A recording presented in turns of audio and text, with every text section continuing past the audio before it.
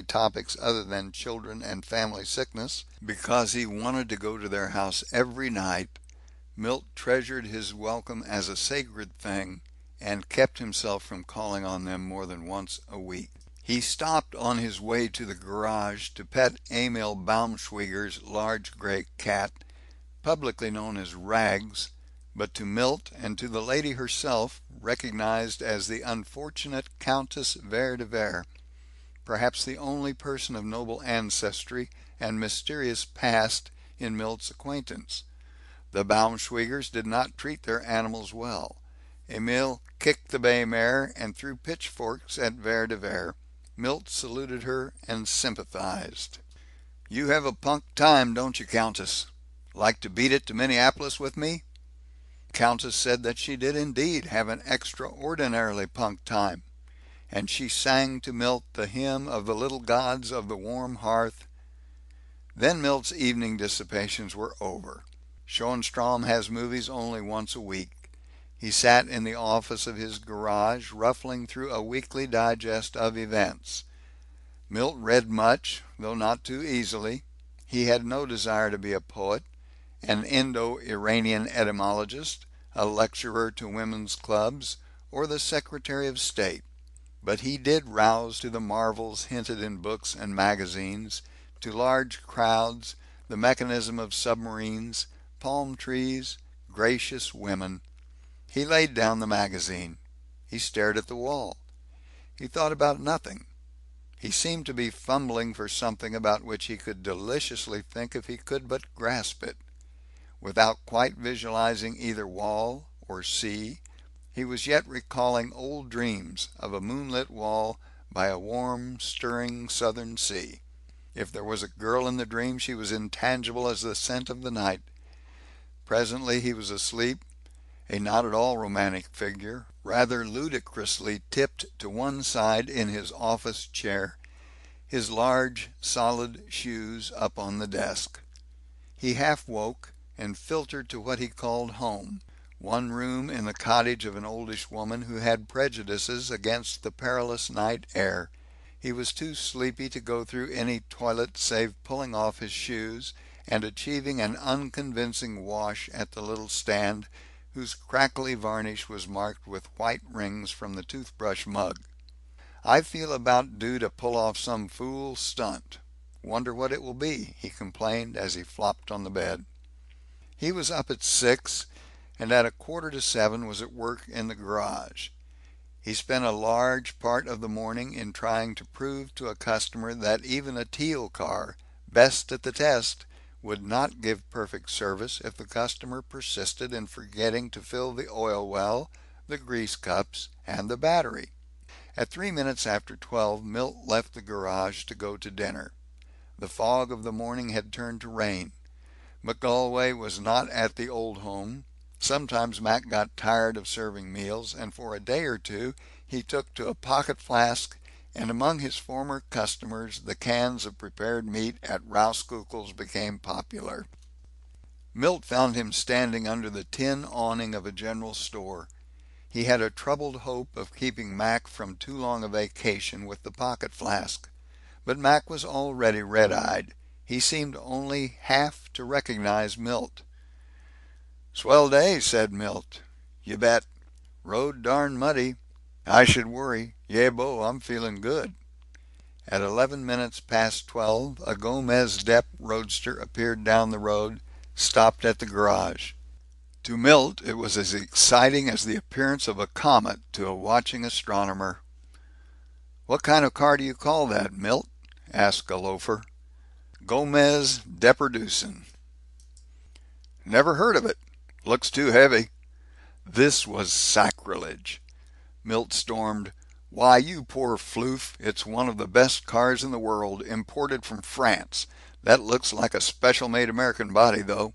Trouble with you fellas is, you're always scared of anything that's new. Too heavy. Ha! Always wanted to see a Gomez, never have, except in pictures, and I believe that's a New York license. Let me at it." He forgot noon hunger and clumped through the rain to the garage. He saw a girl step from the car. He stopped in the doorway of the old home, in uneasy shyness. He told himself he didn't know just what it is about her. She isn't so darn unusually pretty, and yet, gee, certainly isn't a girl to get fresh with. Let Ben take care of her. Like to talk to her, and yet I'd be afraid if I opened my mouth I'd put my foot in it. He was, for the first time, seeing a smart woman.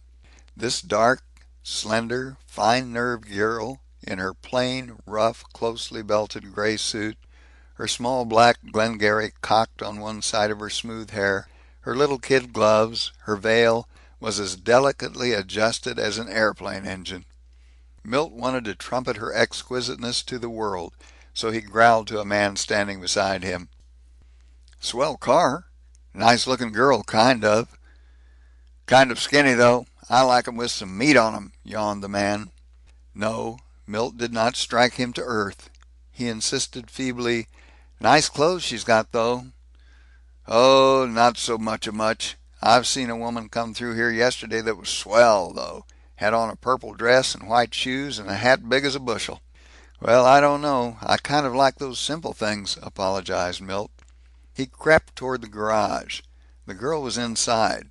He inspected the slope-top patent leather motoring trunk on the back of the rear of the Gomez Dep. He noticed a middle-aged man waiting in the car. Must be her father. Probably. Maybe she isn't married, then. He could not get himself to shout at the man, as he usually did.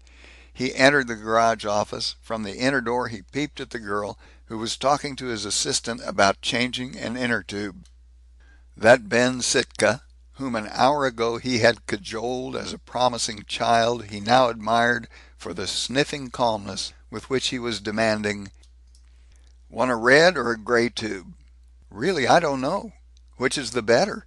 The girl's voice was curiously clear. Milt passed Claire Boltwood as though he did not see her, stood at the rear of the garage, kicking at the tires of a car, his back to her. Over and over he was grumbling, "If I just knew one girl like that. Like a picture. Like a silver vase on a blue cloth." Ben Sitka did not talk to the girl while he inserted the tube in the spare casing.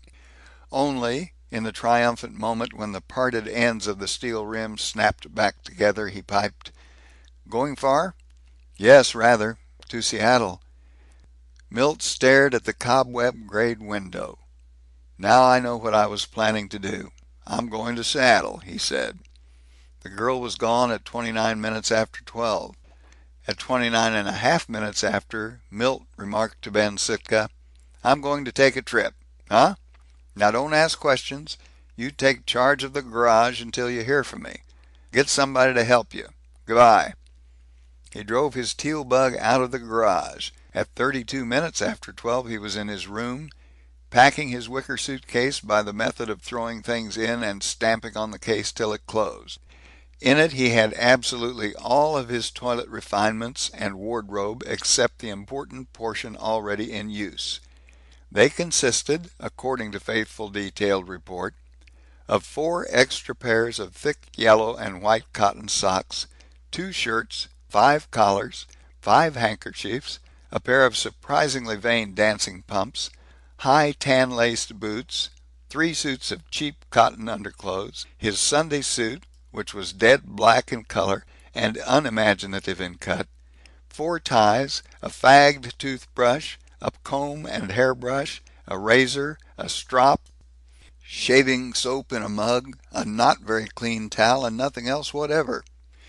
To this he added his entire library and private picture gallery, consisting of Ivanhoe, Ben-Hur, his father's copy of Byron, a wireless manual, and the 1916 edition of Motor Construction and Repairing, the art collection, one colored Sunday supplement picture of a princess lunching in a Provence courtyard, and a half-tone of Colonel Paul Beck landing in an early military biplane. Under this last, in a pencil scrawl now blurred to grayness, Milt had once written, "This what I'll be aviator." What he was to wear was a piercing trouble. Till 11 minutes past 12 that day he had not cared. People accepted his overalls at anything except a dance, and at the dances he was the only one who wore pumps. But in his discovery of Claire Boltwood he had perceived that dress